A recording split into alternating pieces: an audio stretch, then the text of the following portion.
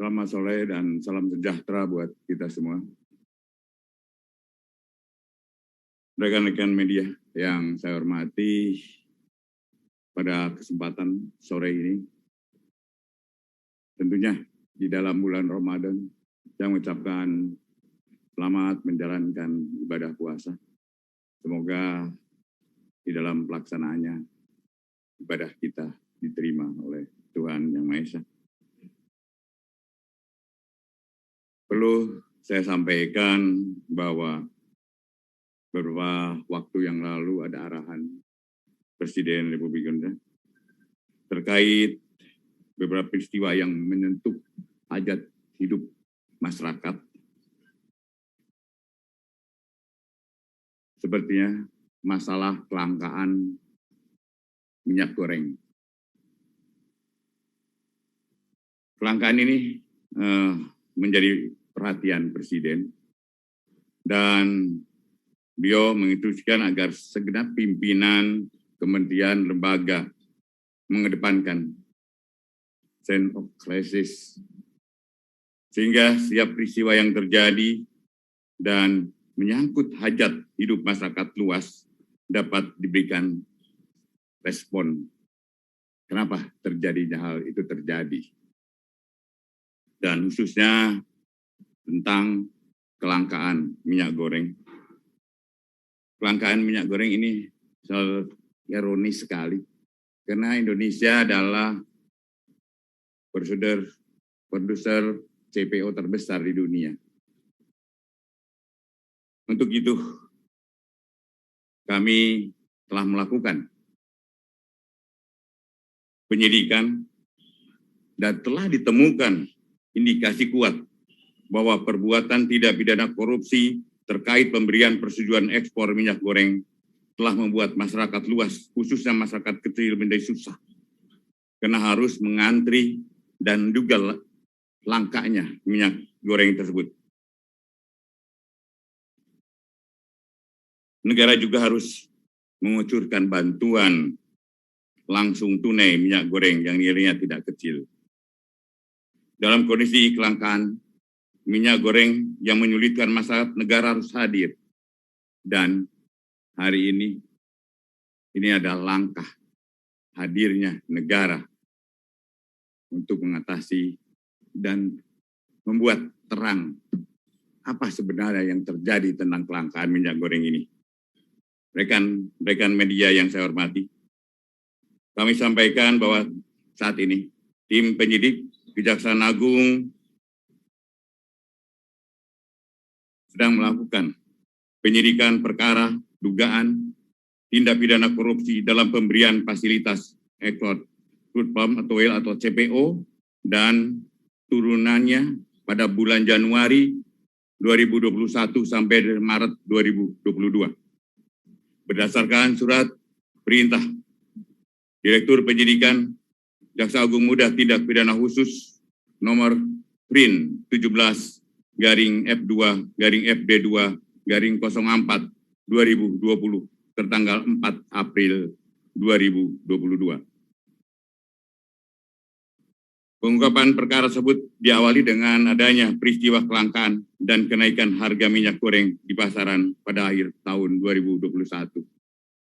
Atas peristiwa tersebut, pemerintah melalui Kementerian Keuangan dan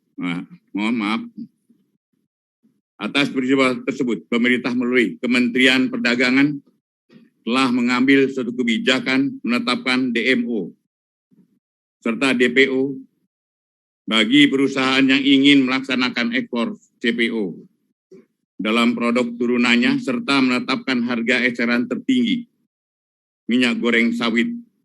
Namun dalam pelaksanaannya, perusahaan eksportir tidak memenuhi DPO, namun tetap memberikan persetujuan ekspor atas perbuatan tersebut diindikasikan dapat menimbulkan kerugian keuangan negara atau perekonomian negara.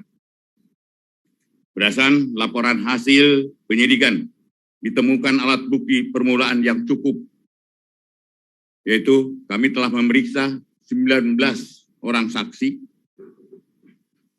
596 dokumen, dan surat terkait lainnya, serta keterangan ahli. Dengan telah ditemukannya alat bukti yang cukup, yaitu minimal 2 alat bukti,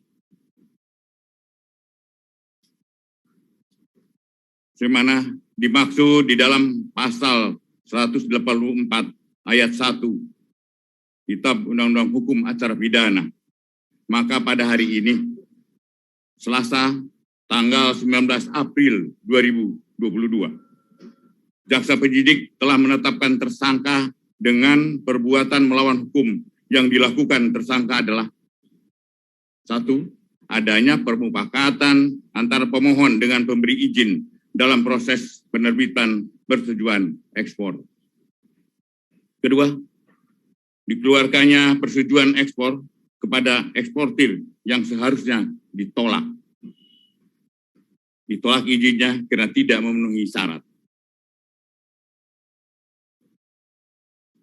yaitu telah mendistribusikan CPO atau RBD palm oil tidak sesuai dengan harga persejualan dalam negeri atau DPO, tidak mendistribusikan CPO dan RBD ke dalam negeri sebagaimana kewajiban di dalam DMO, yaitu 20% dari total ekspor. Tersangka ditetapkan 4 orang. Yang pertama, pejabat eselon 1 pada Kementerian Perdagangan bernama IWW, Direktur Jenderal Perdagangan Luar Negeri, Kementerian Perdagangan. Dengan perbuatan tersangka telah menerbitkan secara melawan hukum persetujuan ekspor terkait komoditi crude palm oil atau CPO dan produk turunannya kepada Permata Hijau Group,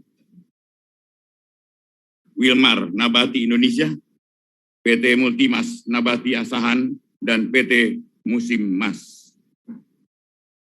Sementara itu, tersangka lainnya yaitu SMA, Senior Manager Corporate Affairs Permata Hijau.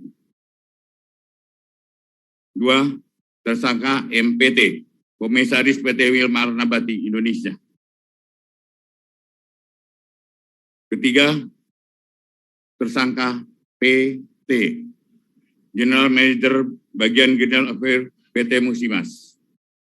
3 tersangka telah berkomunikasi secara intens dengan tersangka IWW, sehingga Permata Hijau Group, PT Wilmar Nabati, PT Multimas Nabati Asahan, PT Musimas untuk mendapatkan persetujuan ekspor. Padahal perusahaan-perusahaan tersebut bukanlah perusahaan yang berhak untuk mendapatkan persetujuan ekspor. Karena sebagai perusahaan yang telah mendistribusikan CPO atau RDB palm oil tidak sesuai dengan harga penjualan dalam negeri atau DPO. Juga sebagai perusahaan yang telah mendistribusikan CPO, RDB palm oil ke dalam negeri yang bukan berasal dari perkebunan inti. Perbuatan tersebut telah melanggar pasal 54 ayat 1 huruf A dan ayat 2 huruf ABC, ABE maksud saya, dan F Undang-Undang Nomor 7 tahun 2014 tentang perdagangan, Keputusan Menteri Perdagangan Nomor 129 tahun 2022, yaitu Yunto Nomor 170 tahun 2022 tentang penetapan jumlah untuk distribusi kebutuhan dalam negeri dan harga penjualan di dalam negeri. 3. Ketentuan bab 2 huruf A, angka 1 huruf B, Yunto bab 2 huruf C, angka 4 huruf C, Peraturan Direktorat Jenderal Perdagangan Luar Negeri nomor 02 Daglu per 1 2022 tentang petunjuk teknis pelaksanaan kebijakan dan pengaturan ekspor CPO, RDB palm oil, dan UCO. Para tersangka dilakukan penahanan, ditempatkan yang berbeda berdasarkan surat perintah penahanan Direktur Penyidikan. Yang pertama adalah IWW dan MPT. Masing-masing ditahan di Rutan Salemba, Cabang Kejaksaan Agung selama 20 hari, terhitung mulai tanggal hari ini 19 April 2022 sampai dengan tanggal 8 Mei 2020. Tersangka SMA dan tersangka PT masing-masing ditahan di Salemba, Cabang Kejaksaan Negeri Jakarta Selatan selama 20 hari, mulai hari ini 19 April 2022 sampai dengan 8 Mei 2022. Demikian proses penanganan perkara dimaksud. Dan sekali lagi, kami tegaskan bahwa negara akan hadir dan selalu hadir untuk mengatasi keadaan yang menyulitkan masyarakat luas. Dan kami akan tidak tegas bagi mereka yang mengambil keuntungan di tengah kesulitan masyarakat. Demikian, teman-teman. Terima kasih atas atensi teman-teman. Wassalamualaikum warahmatullahi wabarakatuh. Salam sejahtera buat kita semua.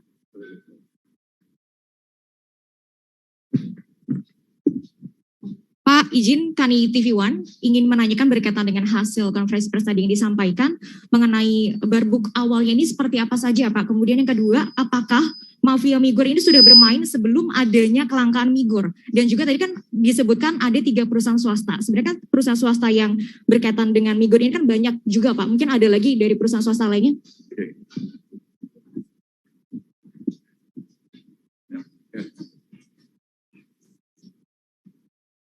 Terima kasih.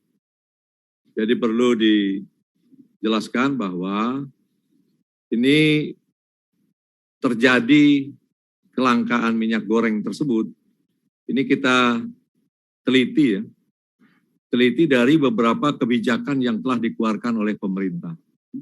Seperti yang Pak Jaksa Agung sampaikan, apabila ada kebijakan-kebijakan pemerintah yang dianggap strategis dan menyangkut ke masyarakat luas, ini pasti akan kita lihat bagaimana penerapan di lapangan, ya, termasuk kebijakan DMO. Ya. Jadi kita telah melakukan penyelidikan dan kita tingkatkan penyidikan, kita temukan alat bukti, sehingga ada beberapa perusahaan yang kita lihat melakukan ekspor dengan cara melawan hukum, dan kita temukan ada alat bukti bahwa ada kerjasama yang dilakukan oleh salah satu pejabat negara di Kementerian Perdagangan. Ya, saya rasa itu ya. Terus Pak, kalau tadi bicara tentang kenapa cuma ini aja, kalau semua pun Pak, kami tidak akan membedakan. Kalau cukup bukti, ada informasi dan ada fakta, kami akan lakukan. Ya. Izin Pak. Izin Pak, saya ingin bertanya, bagaimana apabila yang terlibat dalam penanganan perkara ini sampai ke level menteri? Apakah Kejaksaan akan tetap berkomitmen untuk menyelesaikan perkara tersebut? Mbak, bagi kami, siapapun, menteri pun, kalau cukup bukti, ada fakta, kami akan lakukan itu.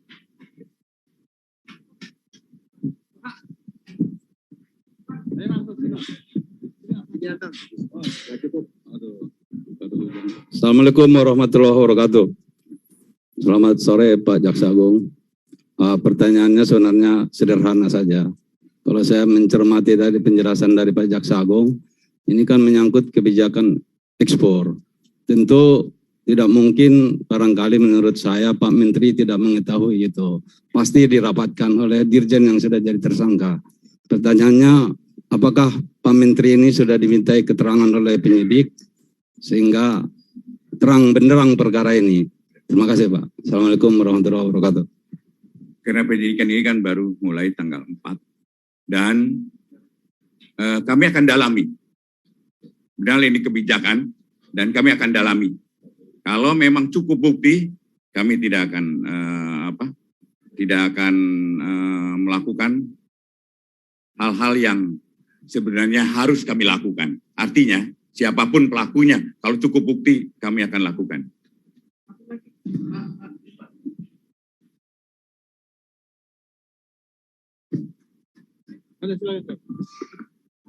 Oke, Pak. Izin Pak, Cindy dari Kompas TV. Kan ini ada dugaan tindak pidana korupsi dan juga gratifikasi, Pak. Apakah sudah ada angka berapa dugaan gratifikasi yang diterima? Kemudian juga adakah kerugian negara yang sudah dihitung, Pak? Terima kasih.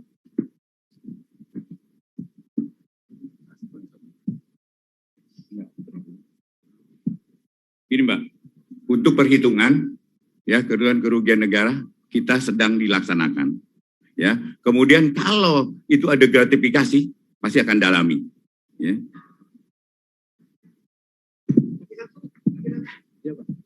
Ya, Assalamualaikum warahmatullahi wabarakatuh Pak. Izin Pak, saya Alan dari Fajar Indonesia. Pertanyaan pertamanya terkait dengan kerugian negara. Kalau kita lihat kan ini dampaknya seluruh Indonesia Pak. Otomatis sangat besar gitu loh Pak untuk kerugian negara. Iya. Ada tidak arah dari Kejaksaan Agung dari tim penyidik itu untuk meminta pertanggungjawaban terhadap korporasi Pak? Untuk mengantisipasi jika para terdakwa nantinya tidak bisa mengembalikan kerugian negara. Kan ini sudah pernah dilakukan ketika kasus Indosat gitu Pak. Ya, terima kasih Pak. Baik, yang pertama kita akan mengarahkannya adalah ke perekonomian negara. Jadi, terus kemudian untuk korporasi sangat mungkin itu, sangat mungkin untuk korporasi. Dan kami sudah perintahkan pada Jampisus, pada Dirdik untuk lakukan itu. Detik. Satu lagi. Ya, terakhir. Satu lagi. Pak Jaksa izin, saya Firda dari Detikcom, izin bertanya, para tersangka ini kan dijerat pasal apa saja, karena disebutnya kan korupsi tapi pasalnya undang-undang perdagangan. Nah ini bagaimana, izin, terima kasih. Jadi undang-undang untuk sarana melawan hukumnya aja Mbak. Ya, nanti kita akan mungkin gini. Kita bukan press release kita bukan hari ini aja.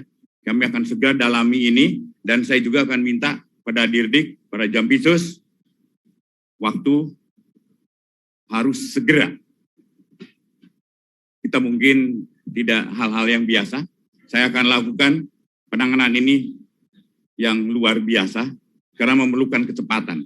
Makanya hari ini kita tetapkan tersangka, hari ini kita tahan. Artinya kita memang sangat memerlukan kecepatan.